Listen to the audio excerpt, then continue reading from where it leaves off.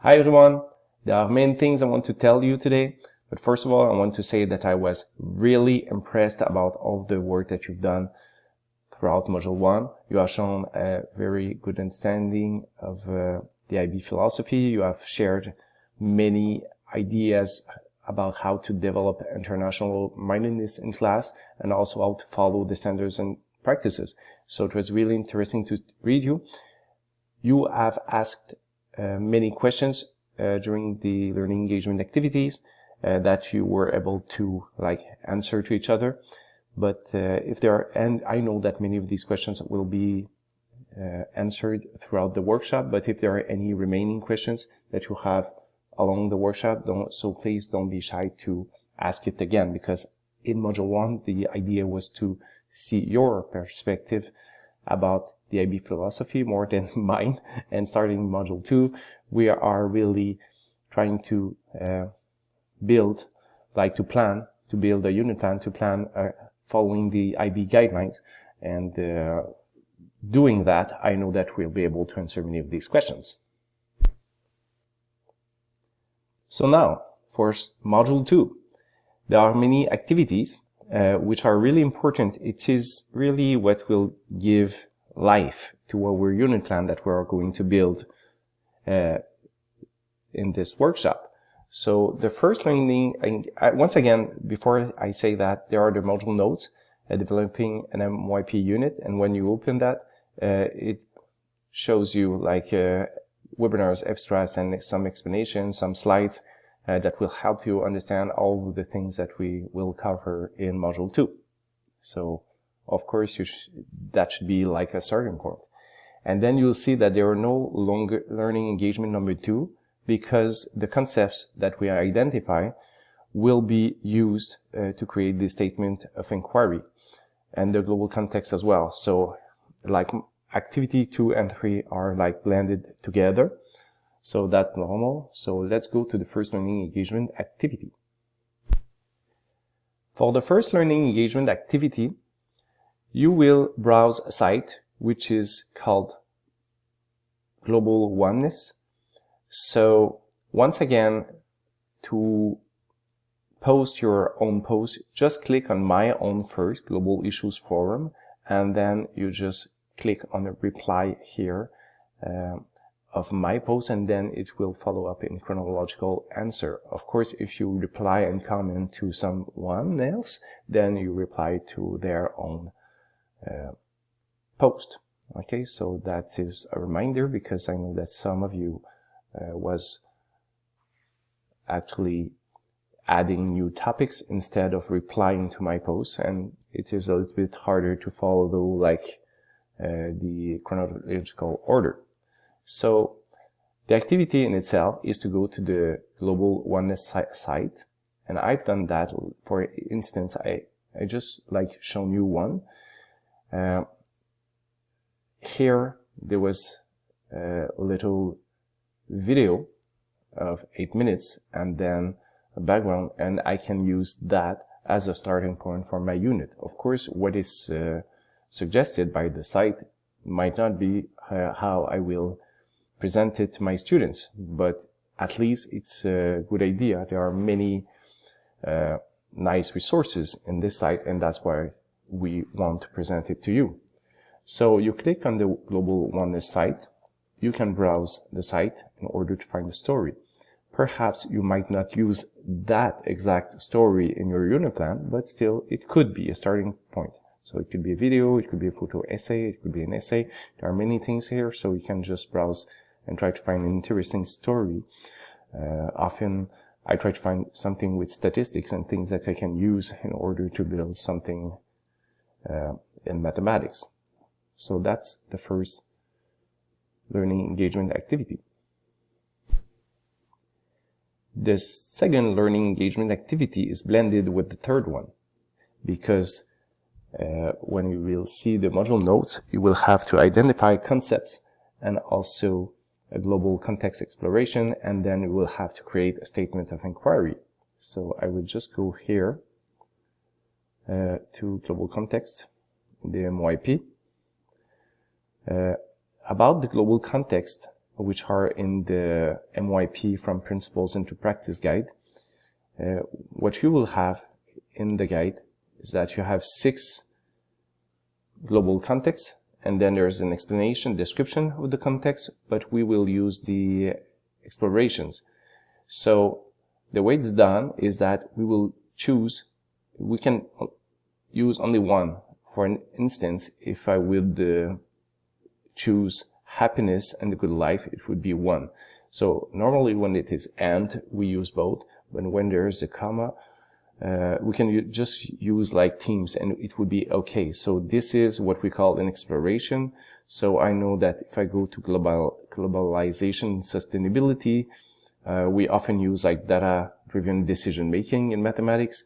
I like using human impact in the environment. I like talking about consumption. So there are many things here, even demography and population. So there are many things here that we can use in mathematics. And there are also others in scientific and technical innovations. You see here mathematical puzzle principles and discoveries, and processes perhaps and solutions. So there are many things that you can use. So you will have to build a unit plan and you will have to use a context. So normally, to make a link with the Global Wellness site, I try to find something which is authentic, something which is relevant, a situation which I can use which is really linked to real life. And I will choose a global context exploration. We also have to choose concepts, and I'll go back to it really soon. Well, let's go to the creating a statement of inquiry. So they say to go to the subject guide. I've like done screenshots of the pages which are interesting in order to find a key concept and 2 related concepts. It could be 1 and 1, and there needs to be at least 1 key concept, and there might be at least 1 related concept used in your unit.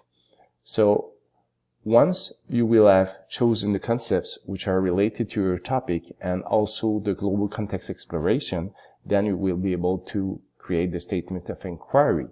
So for me, it's like a puzzle. Okay, once I get that, you will like develop a few statements of inquiry, few possibilities, and I might add suggestions because it's like a puzzle, and at the end you will choose the one which is most appropriate. What is interesting to know is that we will not include our mathematical content in it. The statements of inquiry developed could be used in another subject or in another year, and we could use the exact same statement of inquiry. So that's the idea. So going back here to the learning engagement activity number 3, you'll see that there are many resources. If I click on it, I'll show it to you. So really, like step 4 is like reply to my message with all of the information, the key concept, the related concepts, the global context exploration, the statement of inquiry, everything that is asked here. And once again, if you click on the advanced button, which I like to do, we can add colors in order to, often I just like put the key concept in red and so on. Okay. The resources, let's say the mathematical concepts. If I click on it, I'm going to show it to you. You can find it in pages from the mathematics guide, but here it is. I've told you like the pages that you were looking for, but there are 3 key concepts and description and something with the related concepts. So I just put a little document with the concepts in order to help you